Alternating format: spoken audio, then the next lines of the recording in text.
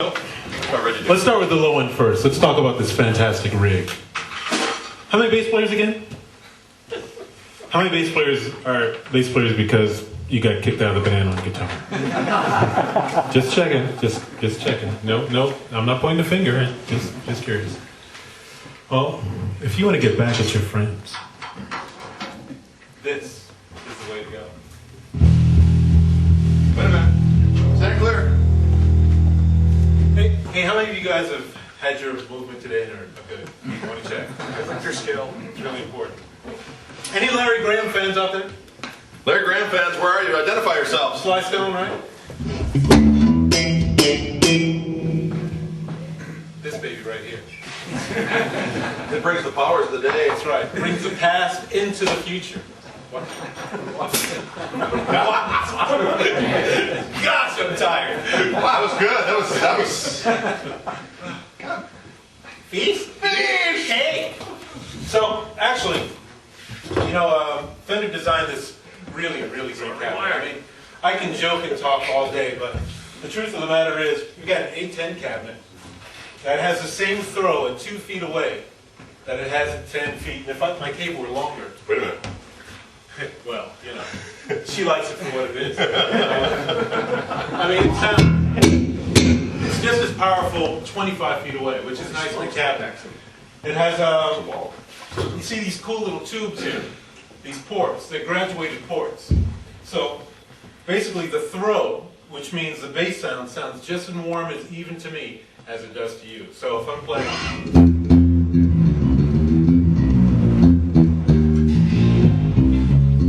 Shout out, if you will.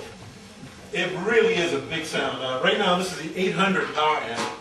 It's the 800 amp that I'm using as a power amp to control this new tube preamp, which will eventually get crossed over into all the line.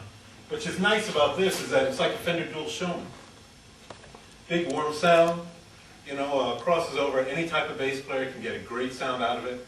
And a guitar player that's playing bass on the side because your bass player just can't make the changes.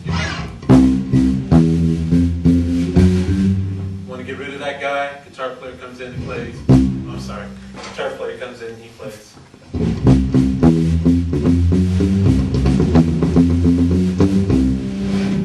Cool sound, and then, of course, I have my own flux capacitor right here. Bring it!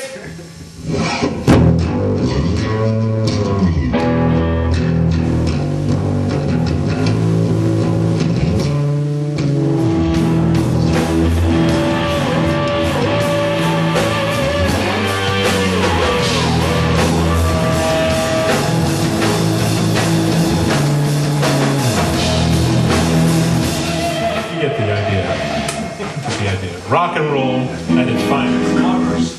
Simple. Now basically that's a tube overdrive. It's a second amp section, a second preamp. So you can crunch it up, or if you, this is what I like to call my little SVT killer. So if I want to maybe just have a little touch of that,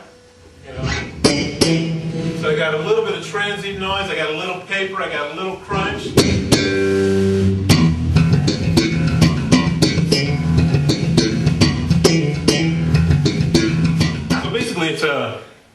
It is the type of warm rig that we always had growing up, that we were hoping it would sound great, but it just never did. This does. Having the tweeter, having 1,200 watts of whomping power, and wheels so that you can roll it, crush friends in your path. Indeed. Let that be a lesson to all of them. Now, shall I move on to this? You guys want to know about this little box right here? So now this bass is, it's my signature model from Mexico. It differs in the custom shop model. If you want to spend the extra bread, the custom shop model is nitrocellulose lacquer, 21 frets, 5-volt neck, and fully active and fully passive. Fully passive in that there's a passive tone control when you hit the switch.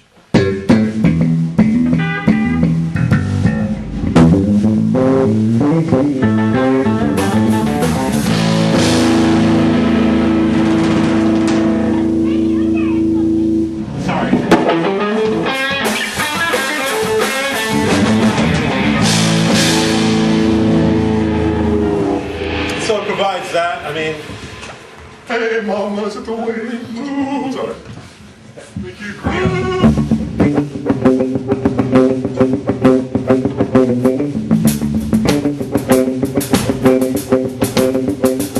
Ooh, sexy. What a band, what a sound. Now the cool thing about this bass is, now that's functioning in passive mode because it's a passive pickup. Two passive pickups actually that just happen to be noiseless. So you've got a P and a J on a P bass body. So now if I were doing traditional P sound warm, you know,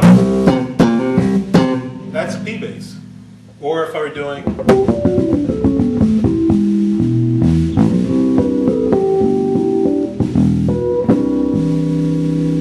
that sound. Yes. I'll give you the short version. Okay. Now, let's go active. Stand back. And all that stuff. The day end of the night, my friend. That's like four guys at Music Mess playing at one time. Gonna do my impersonation of three guys at the NAMM show. So three different booths. So it's cool in that you have a bass boost and cut. Maybe you feel like they got a potty, right? Then you got a treble boost and cut.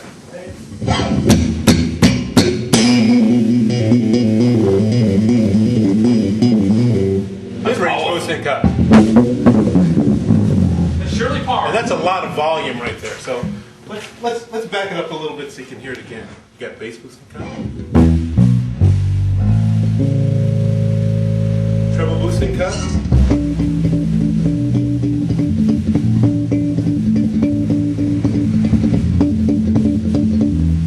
Then you've got mid-range. The cool thing about it is when you turn it all on, because most bass players, we like to have a tone control in it. It's just the way we are. We're simple men, simple plan. Feast, eat. But when you turn it all on, it's still not obtrusive. Now for me, most of my stuff is studio work. So it's like having, do it again? I liked it. That was, with studio work, it's the problem for me is, you know, I'm not one of those guys that takes 20 basses to a session and try to impress a producer. I want to get in and out quick. I want to have the sounds that I need. Because I work with different types of artists, it might vary from a movie date to a record date. And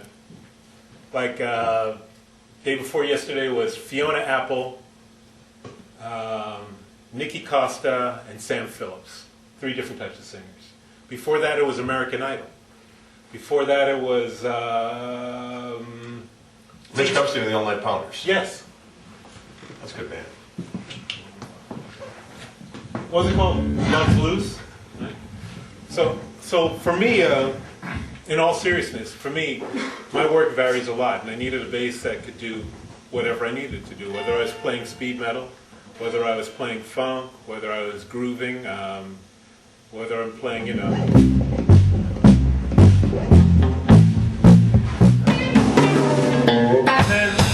Last but not least, you know, I told you it was coming. Come! So there's the D-tuner. That's for rumbling. Any Marcus Miller fans out there? That's Slipshot. Okay. No, Slipknot. Slipknot. I don't know about